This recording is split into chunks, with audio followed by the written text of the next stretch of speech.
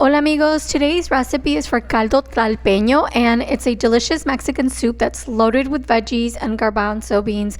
And though it's traditionally made with chicken, I of course am going to show you how to make a plant-based version that is so delicious and you won't be sacrificing any of the authentic flavor.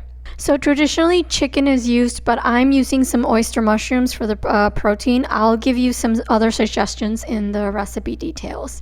You're just going to saute those, and while those are getting nice and crispy, you're going to make the soup base, which is just white onion and garlic, and you're going to cook that until it's nice and soft, and then you're going to add some nice soft ripe tomatoes and cook those down. By now the oyster mushrooms should be ready, and look how you want the sauce to be.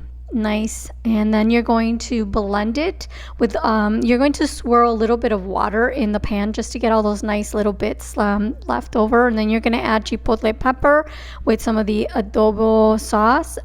This is the amount is up to you. I don't like it too spicy, so I only use one, but you can use more. Now, in a large pan, you're going to add some green beans, some carrots, some canned and drained garbanzo beans, some spices, some vegetable broth, and the blended salsa. And then you're just going to cook that for about 15 to 20 minutes until everything is nice and soft and tender. And then you're going to taste it and adjust the salt to your own personal taste.